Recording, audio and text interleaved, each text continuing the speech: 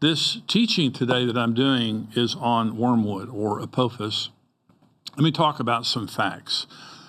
When you talk about this issue, it is a very, very important issue to talk about because there's a fact.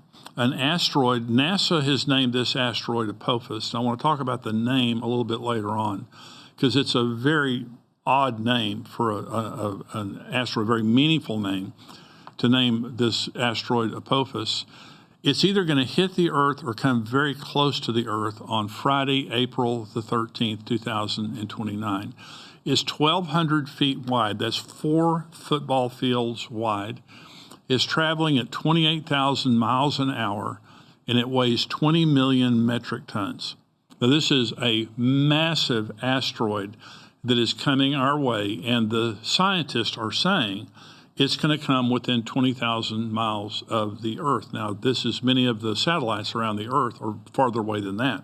So this is close enough to knock satellites out of the sky. But I'm going to show you some videos coming up here in just a minute that are going to show you a dream and some predictions that a friend of mine, he's now with the Lord, made about Apophis hitting the Earth. And so, but it's a fact that this asteroid is on its way here, and it's going to be here in, a little over 3 years. Another fact is around the middle of the tribulation, an asteroid will hit the Earth and do tremendous damage. Now, in Revelation chapter 8, the first angel sounded, and hail and fire followed, mingled with blood. And they were thrown to the earth, and a third of the trees were burned up, and all the green grass was burned up. Then there's a second trumpet. The second angel sounded, and something like a great mountain burning with fire was thrown into the sea. And a third of the sea became blood. And a third of the living creatures in the sea died, and a third of the ships were destroyed. Then the third angel sounded, and a great star fell from heaven, burning like a torch, and it fell on a third of the rivers and on the springs of water. The name is called Wormwood. A third of the waters became wormwood, and many died because it made them bitter. Then the fourth angel sounded, and a third of the sun was struck, a third of the moon, and a third of the stars, so that a third of them was darkened, and a third of the day did not shine, and likewise the night. So this is one event. And so when you see the 4 angels that are sounding here, their trumpets, and these 4 events, see, when an asteroid hits the Earth, there are 4 phases of an asteroid hitting the Earth. The first is, as it enters the Earth's atmosphere, it creates intense heat.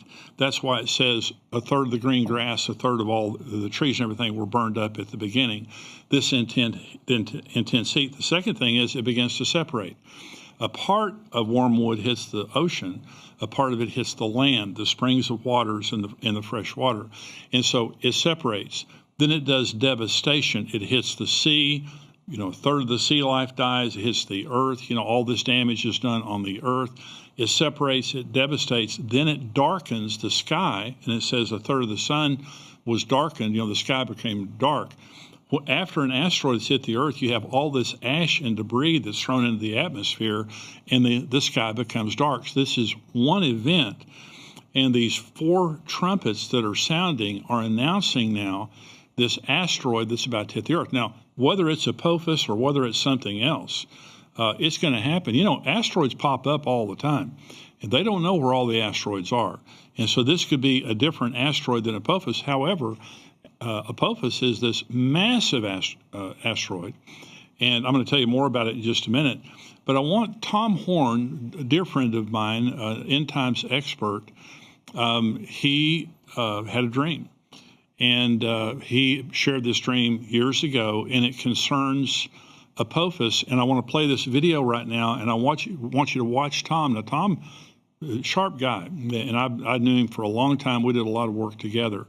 And so this is not a goofy guy. And so I want you to watch this video now, and I want you to hear what he says now about Apophis. So approximately 1 year ago now, went to bed, same scenario, 2 a.m. in the morning, and all of a sudden, I woke up into this panoramic, almost like a film that's playing out in front of me, and I'm in the middle of it. And what I first thought I was looking at was a giant fiery dragon, deep up in space, moving, undulating like a serpent, racing towards the earth. Then suddenly my point of view changed, and now I was up above the object, and I could see that it was not a fiery dragon, but rather it was a giant space rock, an asteroid.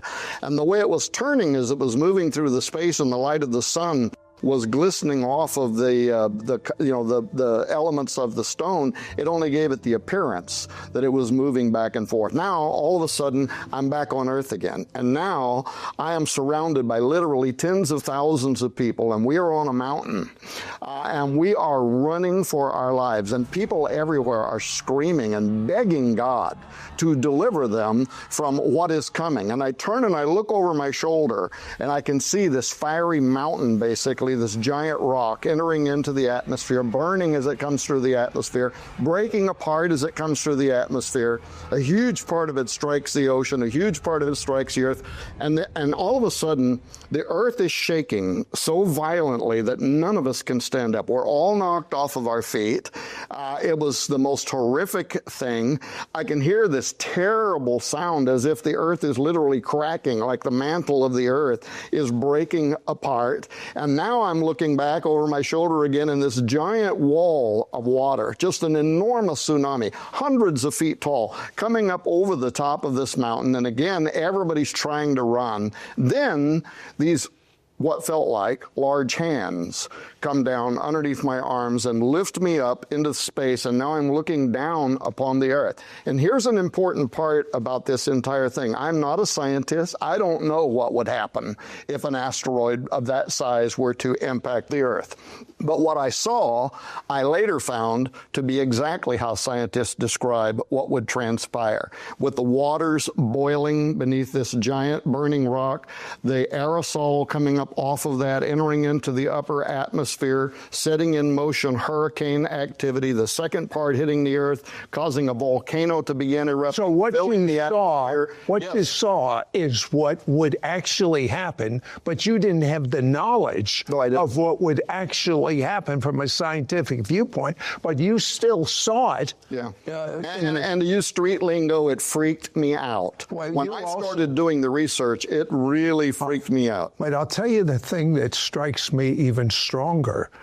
You heard a name. Yeah. What was the name? So as this is playing out, I'm terrified. All of a sudden I wake up and said, I almost fell out of bed on my face. I mean, I had cold chills all over me. I'd never seen anything this vivid or terrifying. I start writing it down, but then all of a sudden it was as if a voice. I don't know if this was just in my head or if it was an audible sound in the room, but it was as if a voice spoke, and it said one word: Apophis. So Tom has this dream, and he wakes up. Of course, he hears the word Apophis, and all these people are running, and he's running. And so then you say it's a dream, and that's exactly right. It's a dream. It's not the Bible. I'm not saying it's absolutely true. I'm just telling you it was his dream. But now I want to show you another video of Tom Horn. Listen to what he's saying now about the timing and how it has to do with 2025. Now, Tom has been with the Lord for several years. So this was a video from years ago. Listen to what he's saying now about Apophis in 2029, but how it affects 2025. Watch this video. This question, how the Jewish feasts are connected to the arrival of Apophis. Well, I happen to be doing programs last year in the old studio with Derek Gilbert. And while we were talking about Apophis and the Wormwood prophecy, I made the case that if Apophis is the fulfillment of the Wormwood prophecy, Revelation chapter 8, that would happen in the middle of the Great Tribulation period. And then I made this point. I said, so if you are, and most evangelical Christians, whether they know it or not, are dispensationalists who believe in a 7-year tribulation period, if that's what you believe, and if Apophis is Wormwood, then with that being in the middle of the tribulation period, you would count backward 3.5 years to arrive at the beginning of what is called the 7-year Great Tribulation period. Well, while I was saying that, Derek and Sharon, who were interviewing me, Derek is sitting across and he's got his iPad or whatever it is he's using, his MacBook, and he had opened a Jewish calendar, a Hebrew calendar, on his device. And he went 3.5 years earlier, and he literally turned pale because 3.5 years earlier, before the impact of Apophis, to the day is the middle of the Feast of Tabernacles. Now, we probably don't have enough time for me to explain all the ways in which end times prophecy experts connect the Feast of Tabernacles and the Feast of Trumpets with the beginning of the 7-year tribulation period and the second coming of Jesus Christ. But just suffice to say this, it not only falls into the middle of the Feast of Tabernacles, but literally on the 7th day of the Feast of Tabernacles in 2025. So just 5 years from now. Why is that important? Because the 7th day of the Feast of Tabernacles is when the ancient Hebrews, get this, sacrificed 7 bulls in commemoration of God delivering them from all of the gods of the nations, but in particular, delivering them from the gods of Egypt, and in particular, delivering them from Apophis, the ancient Egyptian god of chaos. Literally, that day in antiquity is 3.5 years to the day from when Apophis is going to strike the earth, is when the Hebrews will be celebrating how God in antiquity delivered them from Apophis. So is God going to deliver his own people 3.5 years earlier? 10 days before that is the Feast of Trumpets, which is also connected to the second coming of Christ. Why? Because the Apostle Paul drew a parallel to the Feast of Trumpets when he said, at the last trump, so during the Feast of Trumpets, the shofar is sounded 100 times. Paul says, at the last trump, the dead in Christ shall rise. Then we which are alive and remain shall be caught up together with them in the clouds to meet the Lord in the air. But get this, in 2025, 120 days before that is the Feast of Pentecost. And in biblical numerology, the number 120 is the number of the end of mankind. God said in Genesis, my spirit will not always strive with man, for his years will be 120. And that set the pattern for that to be the representation of the end of mankind. Of course, Moses was also a parody of that, in that he died at 120 years of age. So all of these highly important Jewish feasts that are connected to the second coming of Christ are absolutely connected 3.5 years earlier to from the impact of Apophis, which I believe is the fulfillment of the Wormwood prophecy of Revelation chapter 8. One more final thing, because we totally are not going to have time to talk about this. The ancient Essenes, the inhabitants of Qumran. Now, lots of people, they know the Essenes from the Dead Sea Scrolls that were discovered there in the 1940s. What they don't know, and by the way, this has only been unearthed in the last 50 years. Archaeologists have also recovered prophecies that the Essenes made, and even material that illustrates who the Essenes were. 150 years before the birth of Jesus Christ, the Essenes began prophesying about the first advent of the coming of the Messiah. They said that he would come at a time when a king named Herod would be a king and he would turn evil. They said he would die in the year 32 AD, which is what scholars believe exactly happened.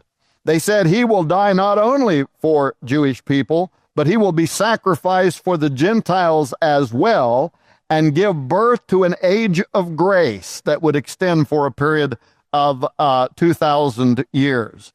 The list literally goes on and on. We're going to produce a documentary film in 2021 about all of this. But why am I bringing this all up now? Because they also prophesied this, that mankind, now this was over 2,000 years ago, these highly accurate prophets called the Essenes who lived in Qumran, they predicted that mankind will enter its final age. Guess when?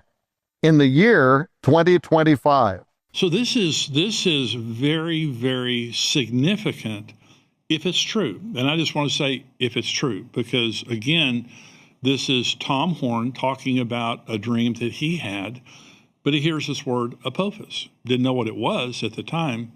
Apophis, as he was saying, refers to an ancient Egyptian deity, a giant serpent demon of chaos and darkness that cannot be stopped, also referred to as the Great Serpent. I mean, why would NASA, of all people, years ago, when they realized that this huge asteroid is approaching the Earth, why would they use that name to describe this asteroid? I think that's an odd thing. And again, I don't want to read too much into this, but I also don't want to ignore it. Of course, Tom was a friend of mine, I think the world of. Okay, so he has this dream. It's not scripture, but it's interesting. And like he's saying, the name, you know, when they're celebrating the feast, when the Jews were celebrating the feast, and specifically now he's talking about the Feast of Tabernacles, they're celebrating God taking them out of Egypt and delivering them from the gods of Egypt, and even specifically the god Apophis. And so this year, the fall feasts are coming up. Remember now, the Feast of Israel are a prophetic reference of the future. We know that's true because Jesus was crucified during the Feast of Passover. He was buried during the Feast of Unleavened Bread. He was resurrected during the Feast of First Fruits.